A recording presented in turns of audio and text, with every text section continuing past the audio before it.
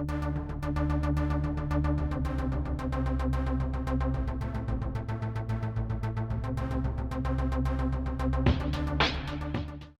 and welcome to TCG Time Capsule, the show where we look at the mini trading card games that didn't quite make it and were banished to the bargain bins. Each episode we will be looking at a card game's history, why it failed, and if it should ever return.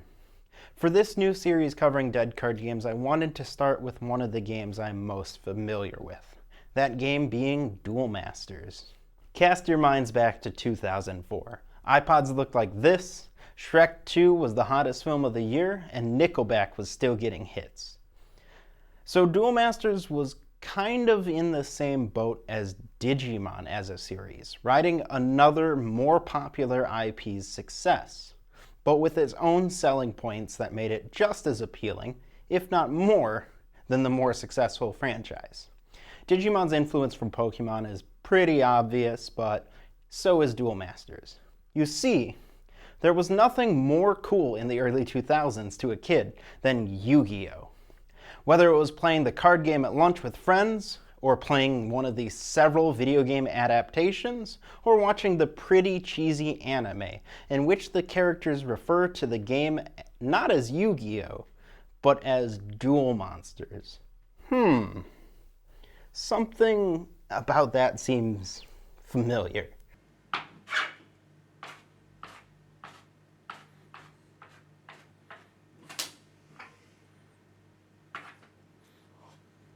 Got it.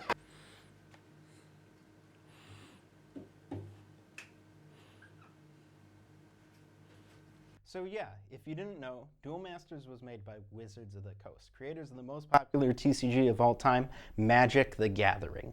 Duel Masters started as a manga series created by WotC in partnership with Shogakukan, a major player in manga printing to promote Magic in Japan. After a few volumes of the manga, it was decided that a new game inspired by Magic, but altered to better fit Japanese tastes, would be more successful. That game, Duel Masters, was released in 2002. This card game was later brought back to the USA and Europe to try to compete with Yu-Gi-Oh! And make up for Wizards of the Coast's lost license for the Pokemon TCG. It is strange that they brought the version of Magic that was heavily altered for Japan back to the places that Magic was already doing well, but as a kid, I actually didn't know any of this. In fact, I didn't even know what Magic: The Gathering was at the time.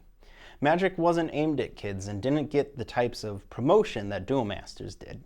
Duel Masters had commercials during cartoons, McDonald's toys, games on the Game Boy Advance, and even a dubbed adaptation of its anime, which was altered to add more comedy elements and fourth wall breaks, to set it apart from Yu-Gi-Oh's more serious tone. The Duel Masters anime's main protagonist, Shoubou, was dubbed by Joshua Seth, who you may know as... which was super distracting even as a kid.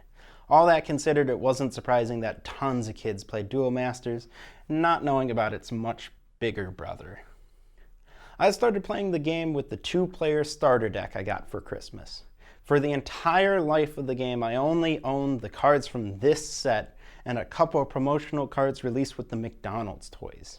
I still got a ton of mileage out of them, with every lonely card game nerd's favorite pastime of playing cards against yourself, because you have no friends.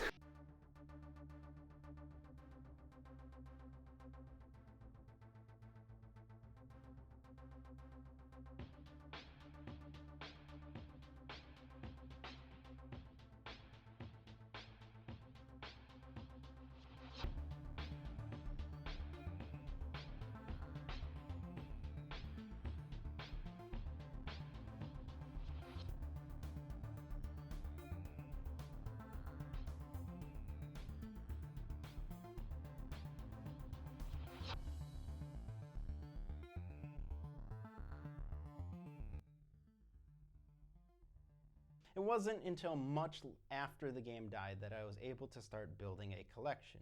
My first big break came in 2007 when I went to my local game store to attempt to play the Pokemon TCG with other players. It Turns out to be a big disaster and a story for another day, but I was surprised to see that the store still sold booster packs of Duel Masters cards in their vending machine for $1 each. Whenever I could, I would buy packs out of that vending machine to slowly build up my collection, but shortly after that, I took a long hiatus from playing card games. Cut to 2015, I'm now back into card games thanks to this game called Buddy Fight that I played with my friends Christian and Dalton. One day we were hanging out at the same store I had visited nearly a decade earlier and found out they still had some stock for Duel Masters all those years later, and they were really cheap. Christian bought a 2-player starter deck and Dalton and I bought a ton of packs. And I picked up a Block Rockers starter deck featuring my now favorite Duel Masters card, Carmilla the Enticer. Now this story kind of has a downer of an ending. Almost exactly a year ago, Dalton and I brought our Duel Masters cards to the studio to start covering the game and doing some matches for it, like this one. After we recorded that one match, we left for a long weekend. When we came back in the next week, I discovered there had been a problem with our AC that caused a leak in the ceiling. And now, thankfully, none of our expensive equipment was remotely close to where the leak was, but the majority of my Duel Masters collection was, and it was completely ruined. I kept the foil cards as a memento, but the rest had to be thrown away, which really sucked. So that's why we haven't had more Duel Masters matches, in case you were wondering. I'm hoping to build up my collection again, but cards are a lot harder to come by than they were 10 years ago. So let's talk about the gameplay of Duel Masters. If you're a fan of Magic or any of the later games inspired by Duel Masters, a lot of this may sound familiar. In Duel Masters, you have 5 different colored civilizations, just like in Magic. Uniquely, each of the 5 colors focuses on one of these zones that cards can be placed.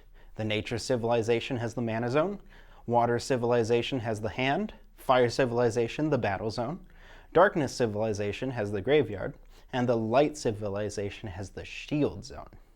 Honestly, if you're familiar with one of the many card games that uses the same color gimmick, you won't be surprised by how they play here. Each turn you can play a card to your Mana Zone from your hand.